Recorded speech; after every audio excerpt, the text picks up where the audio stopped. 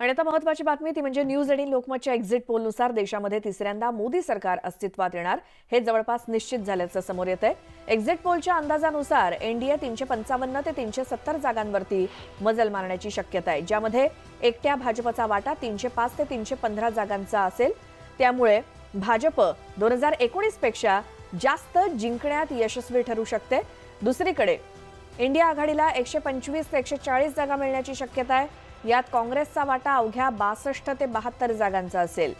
मोदींच्या झंझावातापुढे काँग्रेसला 100 सुद्धा गाठणं अवघड होण्याचा अंदाज एक्झिट पोलचा आहे।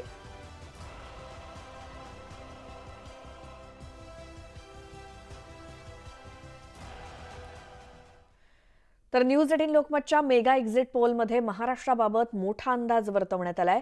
सर्वात मोठा आणि विश्वसनीय मेगा एक्झिट पोलनुसार महायुतीचं 45+ म्हणजे 45+ स्वप्न अधुरं राहिल्याचं बघायला मिळतंय। एक्झिट पोलनुसार महाराष्ट्रामध्ये भाजप मोठा पक्ष असेल। महाराष्ट्रात महायुतीला 32 ते 35 जागा मिळण्याचा अंदाज असून महाविकास आघाडीला 32 ते 35 जागा तर महाविकास आघाडीला 15 ते 18 जागा मिळण्याचा अंदाज आहे। महाराष्ट्रामध्ये भाजपला 20 ते 22 जागांचा अंदाज असून शिंदेंच्या शिवसेनेला 11 ते 13 जागांचा अंदाज आहे। तर अजित पवारांच्या राष्ट्रवादीला 1 जागेचा अंदाज आहे। तर शिवसेना उद्धव बाळासाहेब ठाकरे पक्षाला 3 ते 6 जागांचा अंदाज आहे। महाराष्ट्रात काँग्रेसला 6 ते 9 जागा मिळण्याचा अंदाज असून शरद पवारांच्या पक्षाला 4 ते 7 जागांचा अंदाज आहे।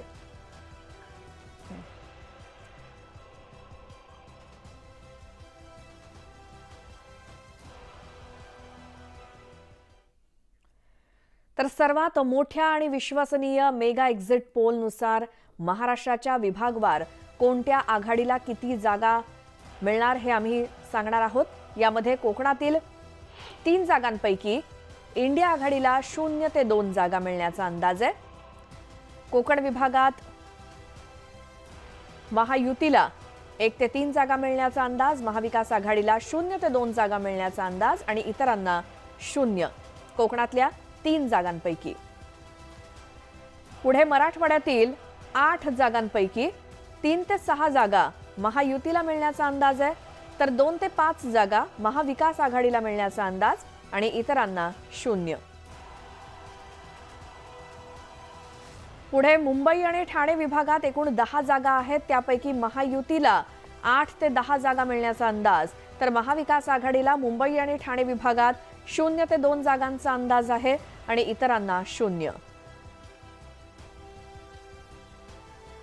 त्यानंतर उत्तर महाराष्ट्र विभागात 6 जागा आहेत, त्यापैकी महायुतीला 6 पैकी 4 ते 6 जागा मिळण्याचा अंदाज, तर महाविकास आघाडीला 0 ते 2 जागा मिळण्याचा अंदाज न्यूज 18च्या मेगा एक्झिट पोलनुसार आणि इतरांना 0।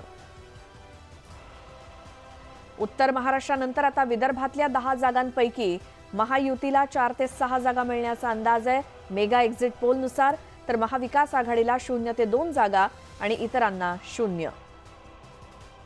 विदर्भातल्या 10 जागांपैकी पुढे पश्चिम महाराष्ट्रात 11 जागा आहेत, त्यापैकी महायुतीला 4 ते 6 जागा, तितक्याच महाविकास आघाडीला 4 ते 6 जागा मिळण्याचा अंदाज, तर इतरांना 0 जागा मिळण्याचा अंदाज पश्चिम महाराष्ट्रात।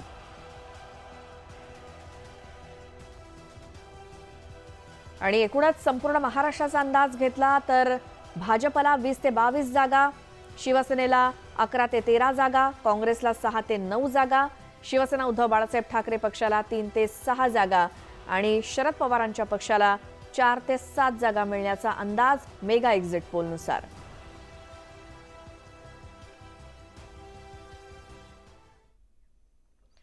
तर राज्यामध्ये शिवसेना आणि राष्ट्रवादीमध्ये उभी फूट पडल्यानंतर पहिलीच ही लोकसभेची निवडणूक पार पडली।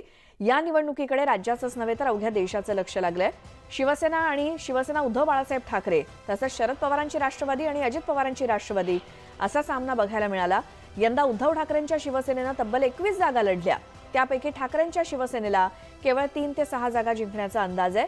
दुसरीकडे एकनाथ शिंदेंच्या शिवसेनेनं 15 जागा लढल्या आहेत, त्यापैकी तब्बल 11 ते 13 जागांवरती शिवसेनेनं एक्झिट पोलनुसार मजल मारली आहे। ठाकरेंना सहानुभूतीचा फायदा मिळेल असा अंदाज होता, मात्र एक्झिट पोलच्या अंदाजानुसार सहानुभूतीचा मुद्दा सपशेल फोल ठरलेला दिसतोय.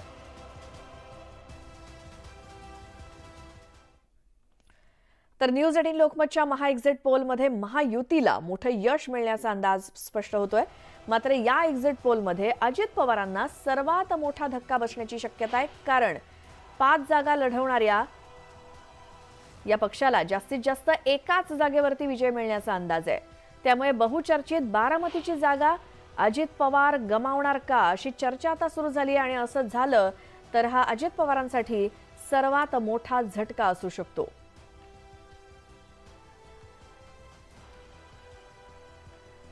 तर पोल ऑफ पोलनुसार महायुतीला 33 जागा तर महाविकास आघाडीला महाराष्ट्रामध्ये 15 जागा मिळण्याचा अंदाज आहे आणि इतरांना 0.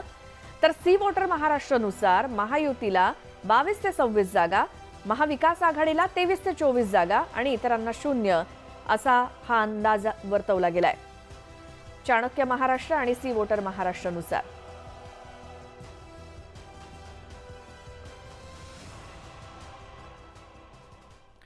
तर एक्झिट पोलनुसार शरद पवारांच्या राष्ट्रवादीचा महाराष्ट्रामध्ये दबदबा असल्याचं महाराष्ट्रात दिसून आलं. पक्षफुटीनंतर शरद पवारांना धक्का बसला होता, मात्र लोकसभा निवडणुकीच्या एक्झिट पोलमध्ये पवारांचा पक्ष चांगली कामगिरी बजावताना दिसणार आहे. एक्झिट पोलनुसार शरद पवारांनी अजित पवारांना जोरदार धक्का दिल्याचं दिसतंय, कारण शरद पवारांच्या राष्ट्रवादीनं लढवलेल्या 10 जागांपैकी त्यांना 4 ते 7 जागांवरती विजय मिळण्याचा अंदाज एक्झिट पोलनुसार स्पष्ट होतोय. त्यामुळे काका पुतण्याच्या लढाईत काकांची सरशी होत असल्याचं एक्झिट पोलनं सांगितलंय. तर न्यूज 18 लोकमतच्या किंवा न्यूज 18च्या मेगा एक्झिट पोलनुसार राज्यामध्ये काँग्रेसला मागच्या वेळेपेक्षा चांगलं यश मिळण्याचा अंदाज आहे. 2019 मध्ये अवघ्या एका जागेवर समाधान मानावं लागलेल्या काँग्रेसला 2024 मध्ये यंदा 6 ते 9 जागा मिळण्याचा अंदाज आहे. त्यामुळे लोकसभेचा निकाल खरंच काँग्रेसला नवसंजीवनी देतो का हे पाहावं लागेल.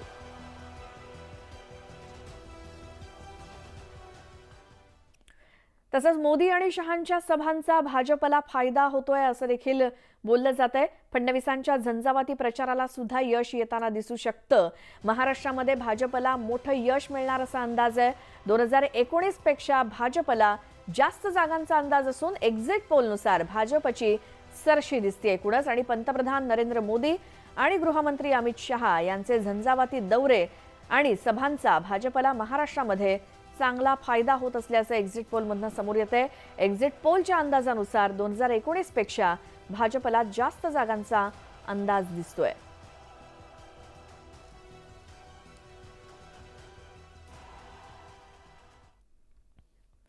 लोकसभा निवडणुकीत छत्रपती संभाजीनगरमध्ये तिरंगी लढत पाहायला मिळाली. दरम्यान छत्रपती संभाजीनगरमधून ठाकरेंच्या शिवसेनेचे उमेदवार चंद्रकांत खैरेच आघाडीवर राहतील असा अंदाज आहे पोल स्ट्रेटच्या सर्व्हेनुसार.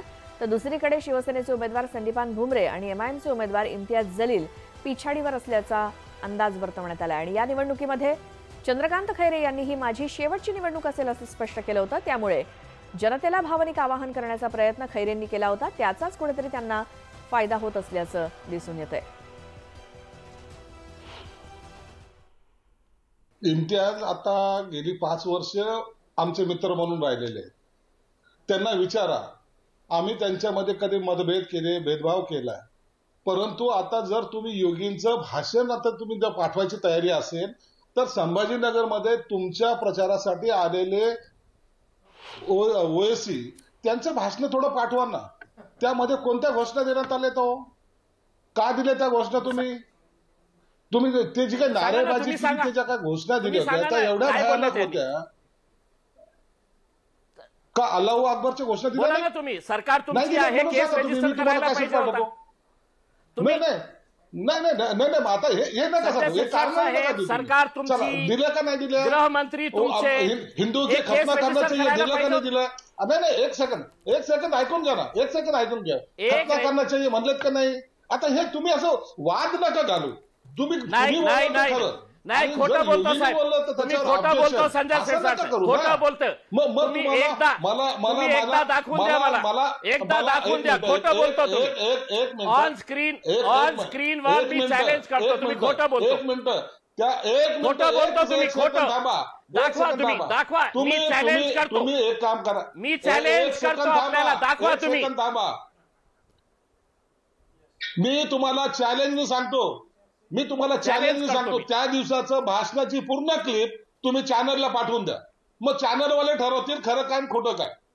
आता हे तर खरं आहे ना. आता मी बोलल्याने तुम्हाला खरं वाटत नसेल ते होतं, किंवा चॅनलला आपण त्या दिवसाची भाषणाची पूर्ण क्लिप पाठवून द्या, त्यांनी ठरवू द्या ना. त्यांना औरंगजेब जिंदाबाद कोण म्हणलं? आम्ही म्हणलो. औरंगजेब जिंदाबादचे नारे नाही लागले का ते सांगा. म्हणून ते कॅसेट एकदा तिकडे पाठवा आणि चॅनलवाल्याला ठरवू द्या. मी आपल्याला ओपन चॅलेंज करतो ना, मी आपल्याला ओपन चॅलेंज करतो, खोटं बोला आणि रेटून बोला. स्वीकारलं मी, हे संजय शिरसाट, मी स्वीकारलं. रेटून बोला या चॅनलच्या माध्यमातून संजय शिरसाट. आणि ज्या दिवशी ओवेसी साहेब आले होते त्या दिवशी हे सगळे मीडियावाले उपस्थित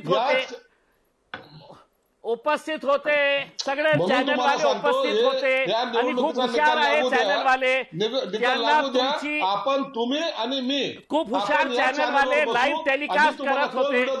तुम्ही तुमचं दाखवा. अरे म्हणून तर सांगतो ना, मी चॅलेंज स्वीकारलं. आता सगळं लाईव्ह टेलिकास्ट लागल्यानंतर आपण लाईव्ह टेलिकास्ट होता साहेब. नाही, अनेक भारतीय जनता पार्टीचे नेत्यांनीही मला हे विचारलं होतं. आणि आपल्याला माहित असेल की औरंगाबादमध्ये 6 मंत्री आहे. खूप म्हणजे कोणत्याही गल्लीमध्ये गेले तर एक मंत्री येतो तिथूनच. इतके सारे मंत्री आम्हाला देण्यात आलेले आहे. तर तेही मला विचारत होते की आपका आकडा क्या है करके. आणि मी स्पष्टपणे त्यांना सांगितलं होतं की ते 25 पेक्षा जास्त त्यांना सीट्स मिळणार नाही करके. आणि आपल्याला माहित असेल की अमित शाह साहेब सर्वप्रथम माझ्या शहरामध्ये आले होते. मराठवाडा सांस्कृतिक मंडळमध्ये खूप मोठी सभा त्यांनी घेतली होती. त्याच्यामध्ये संजय शिरसाट पण टाळ्या वाजत होते तिथे बसून. तर त्यावेळी त्यांनी काय सांगितलं होतं की 48 में से 45 सीटें हम जीतेंगे करके. जीतेंगे ना, तर पब्लिक ने बोली कहां से जीतेंगे भाई. तर आज ते तुम्ही सांगायचं काहीतरी 400 अब की बार 400 पार. मग महाराष्ट्रामध्ये काय तर 48 पैकी 45. मग देवेंद्र फडणवीस साहेब आले आणि त्यांनी सांगितलं की नाही आम्ही 46 सीट आहेत. त्यांनी एक अजून वाढवून दिली.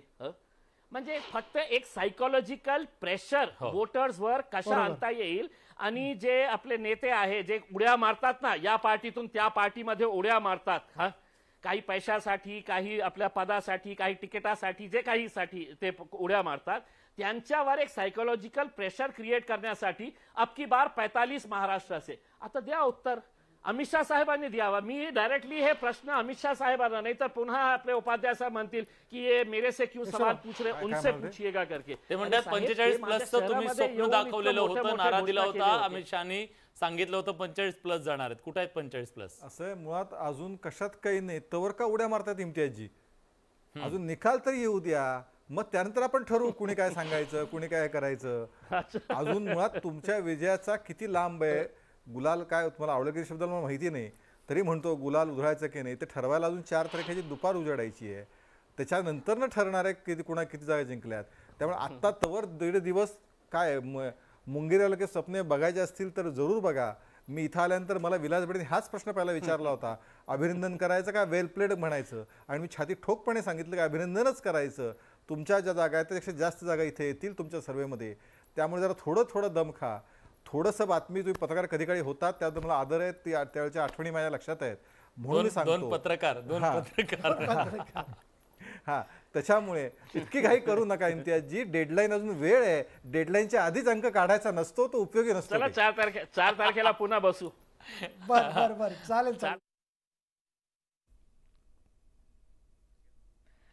आणि यासोबतच वेळ झाली नमस्ते महाराष्ट्रामध्ये